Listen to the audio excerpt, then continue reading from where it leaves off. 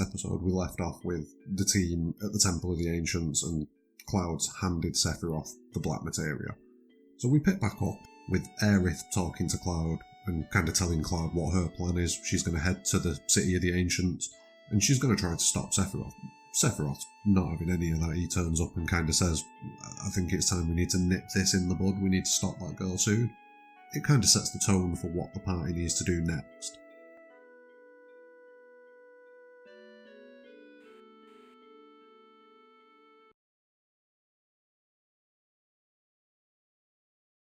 Now Cloud will wake up in Gongaga with Barret and Tifa alongside him, so what you're going to want to do is you're going to want to head out of Gongaga, and then you're going to want to head just to the south, and you'll find the tiny Broncos just parked up there on the beach waiting for you to jump in.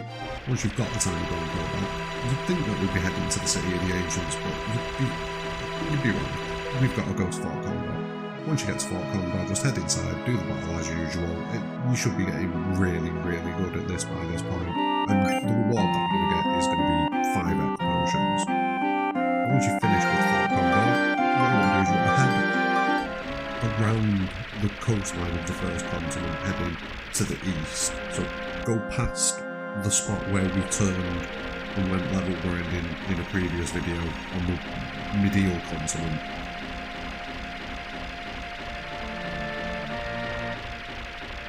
Keep hugging this coastline and you'll go past the areas that we've seen previously in the game. So you'll go past the Chocobo Farm, which you should be about to see on the left hand side now. Yeah, there you go, there's the Chocobo Farm. And just keep on following the coastline.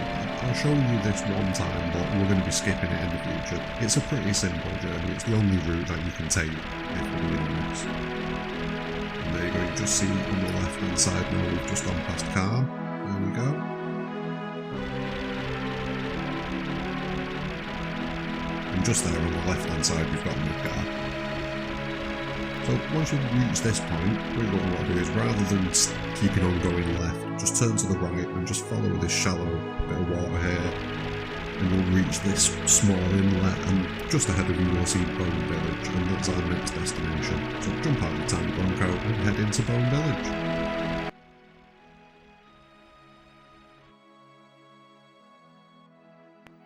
The mission once we get here is to find the Lunar Harp, so just go straight for that, and rather than setting any staff in position, just go and stand exactly where I'm going to stand now. You just head up to this top level, and you just come and stand here. Then you're going to press square and select done, and that'll save you spending any gil, wasting any time, any messing about, just go straight there and do it.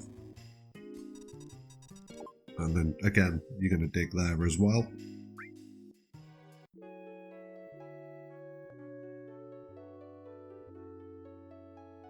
And then the following morning, once the dig's complete, if you just open this chest, you will find the Lunar Harp. So that's what we need so that we can progress through the Sleeping Forest, which is where Aerith was going through earlier. So we're just going to head to the north now, and it should start to seem a little bit familiar. Now, in this next screen, the forest's going to unlock and allow you passage through the forest, but we're not ready for that yet. First, just head to the right hand side here and just keep an eye out for a red materia and then just grab it when it appears, and that's the Kajata materia. And then, yeah, you guessed it, we've got to go all the way back to Fort Condor and do another battle. So do that. Once you get there, you'll get the obligatory 5x potion prize that you keep on getting now. Head all the way back to the Bone Village and go through the Sleeping Forest this time. Now there's one bit of treasure here that we need to pick up, so head under this tree trunk, and there's a chest just ahead that's got a water ring in it. It's going to be handy for an upcoming boss fight. It's a useful accessory anyway, and just to show you how easy the fights are in this area. Just wait for them to finish this futile movement. There we go, that's the end of them.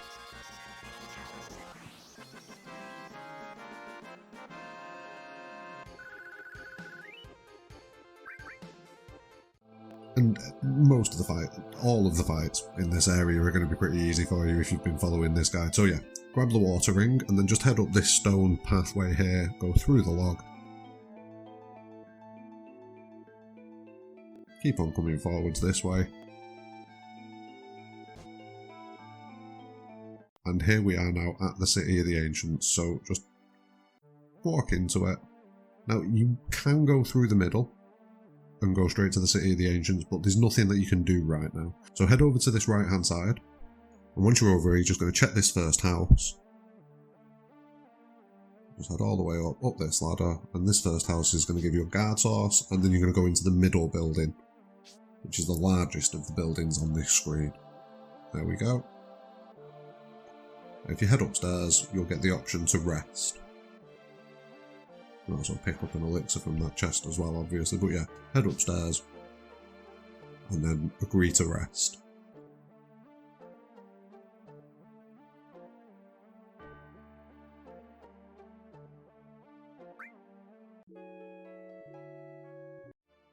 In the middle of the night, Cloud's going to wake up, and the rest of the party are going to wake up as well, and Cloud knows that Aerith and Sephiroth are both at the City of the Ancients.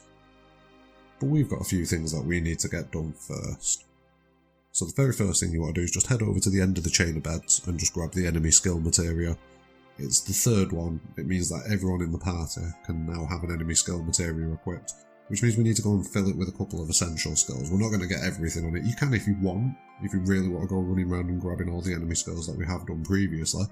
But personally, I'm going to recommend just grab Big Guard and White Wind. They're the only two that you're going to really need, Big Guard, White Wind. So if you forget where they are, the beach plugs on the Costa del Sol area, along the beaches, you can manipulate them and they'll use Big Guard, and that gives you the Big Guard enemy skill. And then the Zemzemla enemy in the Junon area, that will give you the White Wind skill.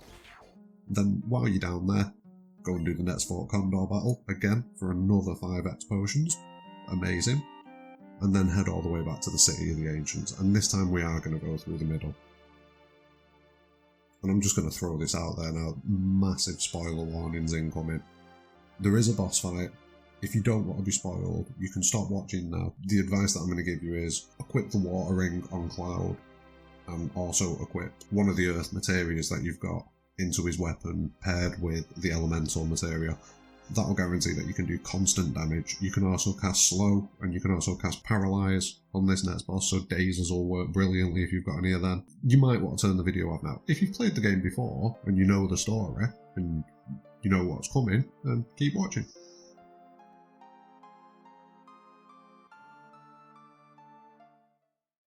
So once you get into this main building here, you're going to head all the way up the ramp. You can see it just above Cloud's head now, what we're going to need to grab. Eventually we're going to want to go down this middle path. But for now, just head all the way up to the top and grab the Comet materia, which is quite a decent materia. It's got some power. Then head down and go down this central staircase. Head all the way down the crystal staircase and eventually you'll reach this area with the save point. Head over to this place and, save your game.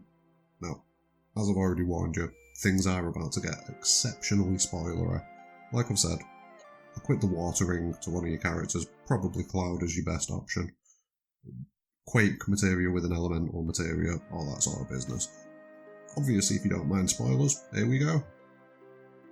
So Cloud's going to jump his way up to Aerith, and, he's going to have a pretty rough time of it once he gets up there.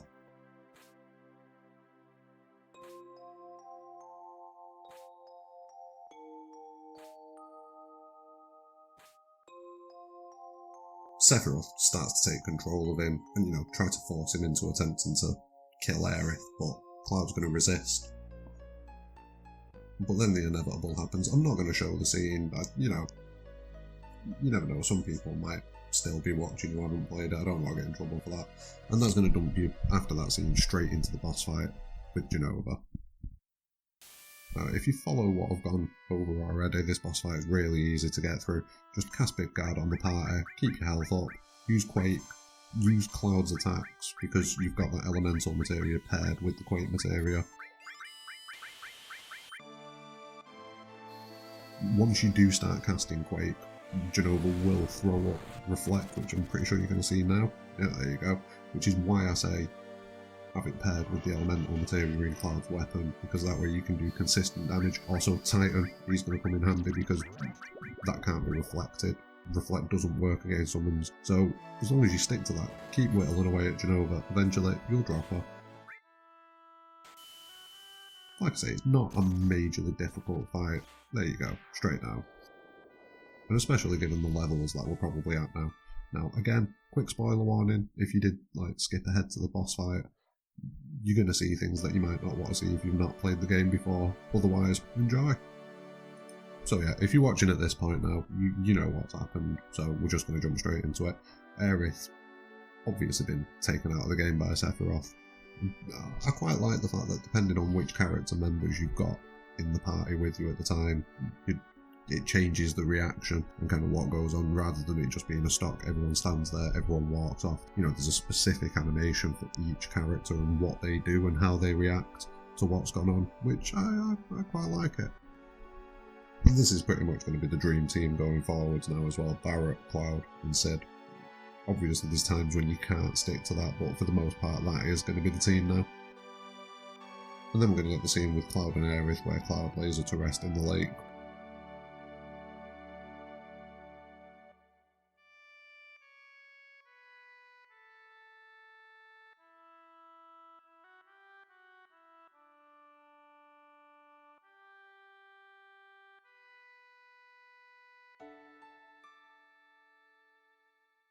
And after the scene with Cloud laying Aerith to rest in the lake, you get one more final scene, which is Cloud asking the rest of the party, to keep on helping him to stop Sephiroth and to avenge Aerith's death and to get the Black Materia back. So there you have it, one of the biggest moments in gaming history, and I showed practically none of it, which I'm happy about. It's something that you should see yourself. If you've not seen it before, you've not seen it, you should go and play it. If you have seen it before, then you've seen it. You don't need to see it again, really. That's my logic on it. I don't want to spoil things unnecessarily for people. That's the end of part 13 of the Final Fantasy VII walkthrough. We've finished Disc 1, and we're going to get straight into Disc 2 as soon as possible. Thanks very much for watching, and have a great day.